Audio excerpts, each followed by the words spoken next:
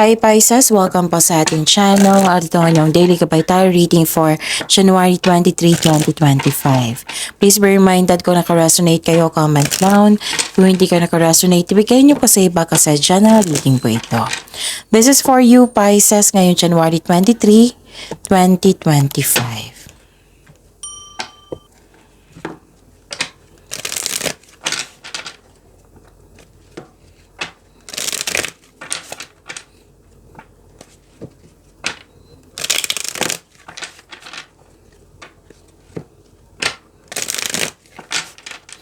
Para po ito sa inyo Pisces ngayong January 23, 2025. Maraming salamat po sa inyong patuloy na suporta at maraming salamat din po sa mga hindi nag-skip ng ads. Gamitin ang reading na ito bilang gabay lamang sa mga hindi pa nag-subscribe. Subscribe na po kayo at click bell notification para malaman nyo na may bago tayong video.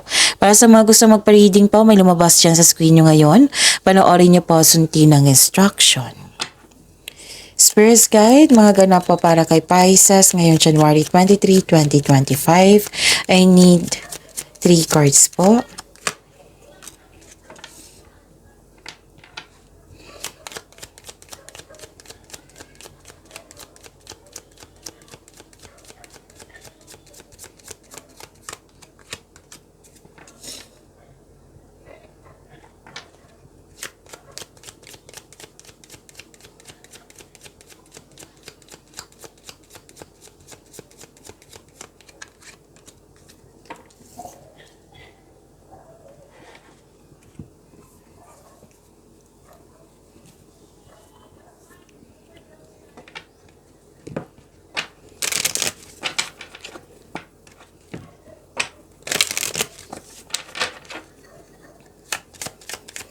Spirit's Guide.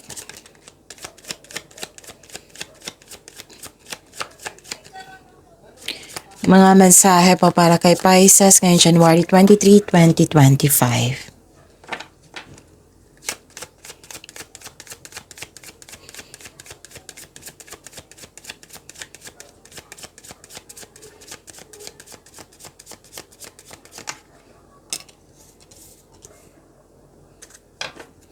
Okay, Pisces, ngayong January 23, 2025, may nakita ko ditong pwedeng nahihirapan ka sa paggawa ng desisyon kasi may sacrifice dito, may guilt, you felt sorry, nabibigatan, hardship.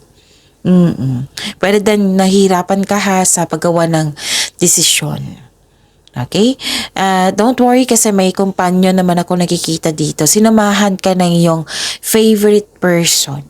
Yung nagbigay siya ng loyalty sa iyo at support. Pero din may bago kang kasamahan dyan. Lagi ko itong nababasa sa inyo. Pisces, halos everyday na pwede din na may bago kayong kasamahan dyan, kaibigan na magaan ang loob mo sa kanya. Pwede din na na-hired kayo as katiwala. Pwede din na may bago kayong pet or gamit na makapagbigay ng pampers sa iyo. At nakita ko dito, may nagbigay ng tulong. Pwedeng regalo po ito. Pwedeng acknowledgement, pwedeng recognition, okay? Pwedeng awards, rewards, and abundance abundance. Love is blooming.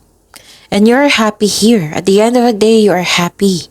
Wow, claim nyo to, Pisces. So, yun. The choice is clear for you now. Nakadesisyon na kayo dito, nakapagpili na po. Follow the wisdom and truth you feel in your heart. Prosperity, wow. Abundance dito, prosperity pa dito, di ba? Prosperity is flowing. Have faith that you will receive it in the perfect form. So, nag-clarify siya ha. Di ba sabi ko sa inyo, may nagbigay ng tulong, may nagbigay ng regalo, abundance, love is blooming. Wow, ang ganda. Prosperity, claim niyo po iyan, Pisces. Spirit's Guide, ano po yung energy ni Pisces ngayong January 23, 2025?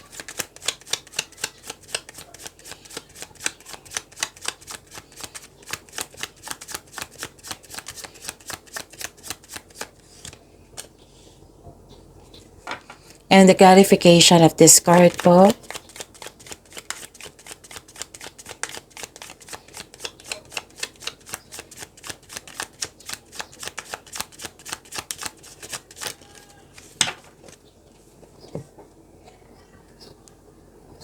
Kung may narinig kayo or may nakita kayong repeating message, meaning to say pinupush ng cards nyo yan, kasi ang ilan sa inyo hindi pa binigyan ng atensyon, na kung maaari din po, bigyan nyo po ng solusyon at aksyon.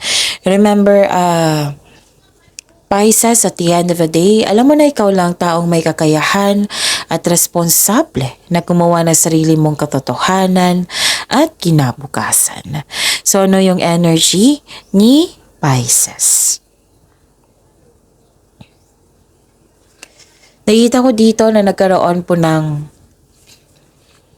hesitation. Oo. May concern kayo sa matigas ang ulo or sobrang obsessive. Nawalan kayo ng gana. Nagkaroon ng delay. Nagkaroon ng hesitation to take an action. Nagkaroon ng disconnection sa isang tao or hindi maganda ang inyong connection ngayon. Palagi itong lumabas sa inyo, Pisces. And I believe na ma-overcome niyo po ito. Okay? It might be, parati mo itong kasama. Itong pasaway na ito. Na nabibigatan ka sa kanya. Okay? So, yun. Ano pa? Pagbalanse ay kailangan dito eh. Balanse, moderation, pagkakaisa, divine timing, nakikita ko dito, tranquility, katahimikan, combination of forces. Lumabas din sa inyong oracle card at sa tarot card nyo yung may magbibigay ng tulong. Combination of forces. May realization din naganap. Pisces, you are divinely guided. Wow. Maaring nagbigay ito ng sign sa pamagitan ng isang tao or kaibigan na maaring makatulong sa struggle mo ngayon. Kaya, kailangan mo ng mataas na pasensya as the universe goes to work to bring your desires into reality. So, seek balance and create a calm atmosphere. Diba? So, nag-clarify siya na may ibibigay ang universe sa inyo na makatulong sa inyo. Pwede din ipadaan ito sa isang tao para tulungan ka sa struggle mo ngayon. Kailangan lang po ng pasensya po. Kasi ginagawa na po ni universe. Okay? And kung may masungit dyan, kung sensitive ba, habaan niyo po daw yung pasensya. At intindihin din, baka may problema sa kanilang bahay or problema na nila yan sa kanilang yung attitude na nila. So, kailangan ng mahabang pasensya dito at pag-intindi. Okay? So, yun.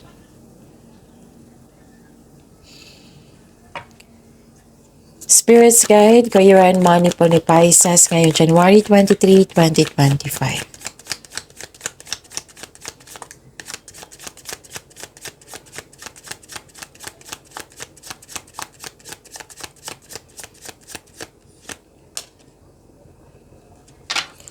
And the clarification of this card po.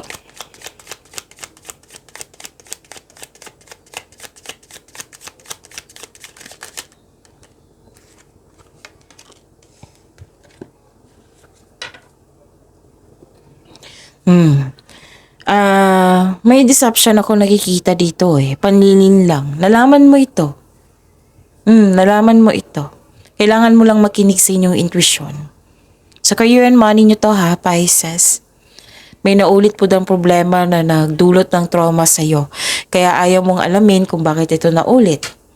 So, sabi ng card nyo po dito, bigyan nyo po doon ng atensyon. Hanapan nyo po ng solusyon.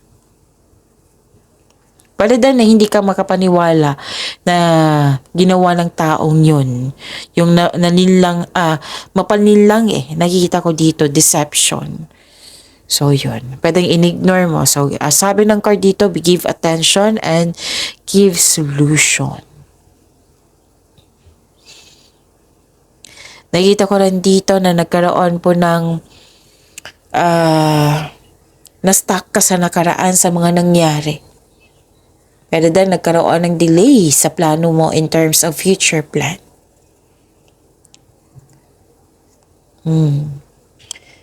Feeling mo na-trap ka and unable to progress without really understanding why. So, sabi ng card niyo po dito, accept and move forward. Kasi ang past, hindi na po niyan magbabago. Kailangan mo lang tanggapin na nangyari ito sa'yo. Lahat naman ng pagsubok na may naiwang aral sa ating buhay, kailangan lang ng pagtanggap at pag-let go at pag-move forward. Okay? Ano pa?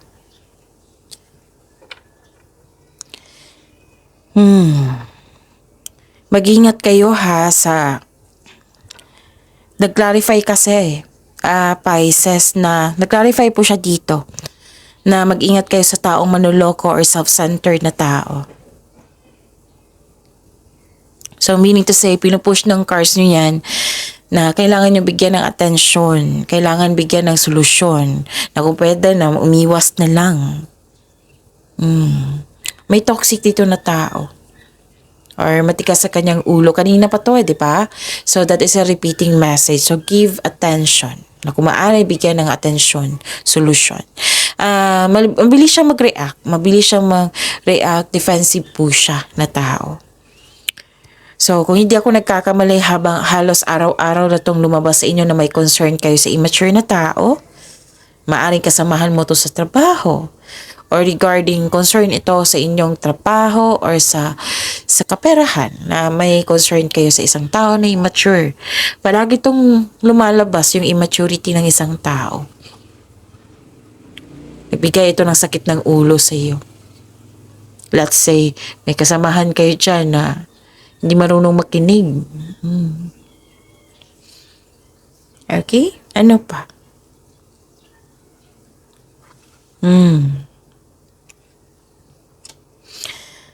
Pwedeng na hindi kayo nagkaroon ng pagkakaintindihan regarding sa money or di kaya sa trabaho. Pero nag-move on ka dito. Naalala mo lang Pisces. Nag-move on ka.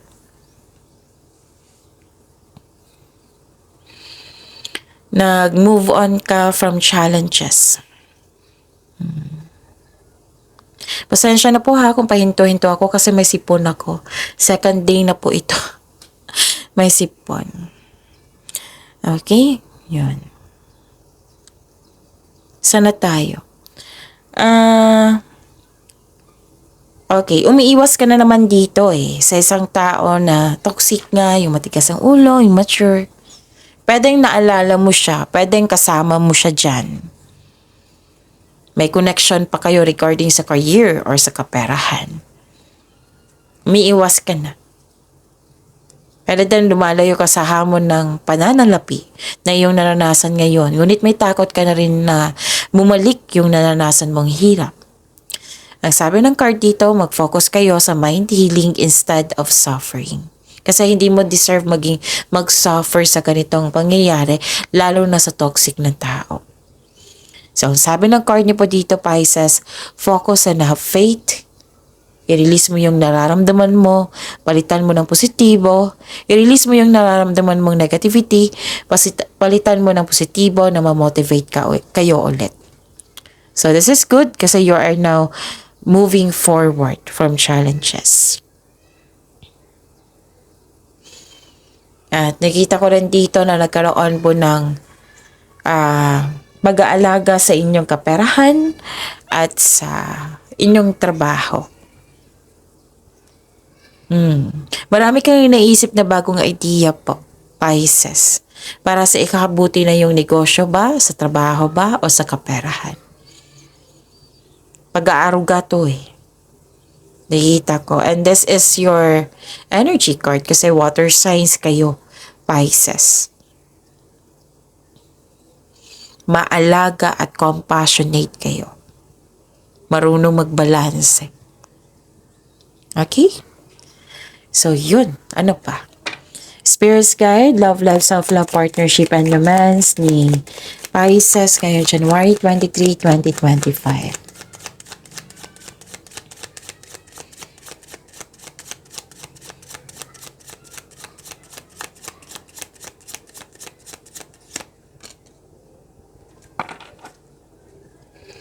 And the clarification of this card po.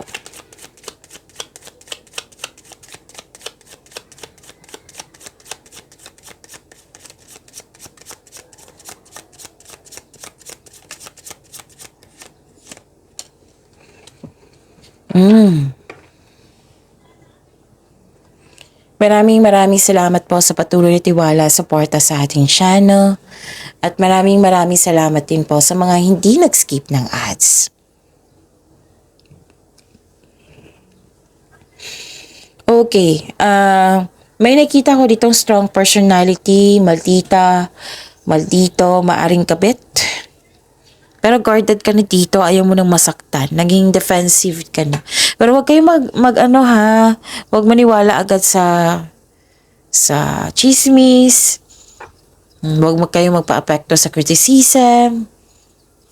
Okay? Paalala lang po. Yan yung paalala ng card niyo po. Nakita ko dito yung another card ng pag-aalaga. Pag-aaruga. Anong tawag dito? Nakita ko dito yung pagkakaroon ng disiplina, you're building stability, conserving resources. Posibleng may regalo, alok o pamanang parating. Binavalue ang kaperahan, ipon, binavalue ang relasyon, ang sarili. Basta nagkaroon ng pagdisiplina. Para sa mga marelasyon, sa buhay mag-asawa, this is sense of stability. Nag-uusap kayo, may project po na para sa pag-angat sa inyong relasyon. Okay, sense of stability to. Like for example, sa mga mag-jowa dito, nag-iipon kayo pangbili ng engagement ring or buying property or basta paghahanda to sa buhay mag-asawa. It might be nag-iipon kayo pangbili ng lupa o basta may sense of stability dito na para mas lumago pa ang inyong relasyon, yung pagsasama. Para sa mga singles, same pa rin. Sense of stability din. Na pinili mong mag-focus sa inyong career and money, sa inyong sarili din, bago pumasok sa buhay ng pag-ibig. Buhos ang oras mo sa, hinahanda mo yung sarili. Yung satisfied ka na sa financial at magkakaroon ng properties. Kumbaga, bonus na kung maroon ka ng kapareha na pareho kayong may sense of stability. Yes, kung magkakaroon kayo yung kayong dalawa mismo magkaroon ng sense of stability, mas lalago ang inyong relasyon yan. Sigurado yan. You're saving dito nagsasave kayo ng money. Kasi may project, specific goal, or nag-save kayo para sa future. Kaya, sobrang ingat. Ingat mo sa inyong relasyon, sa inyong naipon para sa inyong relasyon, sa inyong sarili, ganon. And this card serves as a reminder na be generous since giving to others brings more prosperity into your own life. Nagbigay ka ng value dito. Hindi ka madamot. Sobrang hard worker mo para sa ikakaunlad nyo. Whether single ka man or sa buhay mag-asawa sa mga relasyon. Okay? So, this is stability. Para maging stable. Gagawa kayo ng paraan. So, yun. Nag-clarify din siya na may prosperity, abundance, may magbibigay ng tulong. Diba? Nagkaroon. Okay? So, yun. Umiwas na lang kayo sa mga taong pasaway. Pisces, parating mo siyang problema. Pisces, actually. Immaturity ang nakikita ko dito halos araw-araw. So, pwede niyong kasamahan mo dyan parate. Kung simisyon ka talaga sa kanya, pwede din naalala mo. Pero nakita ko talaga may connection pa kayo eh. So, pagyamanin niyo po yung blessings sa binigay sa inyo, Pisces. Again, pasensya na po kung pahinto-hinto ako kasi may second day ko na may sipon po. Hindi ko na sabi sa ibang signs. So, pagyamanin niyo po yung blessings. Please like, subscribe, and click po button for notification para updated po kayo sa daily tarot reading natin. Maraming salamat.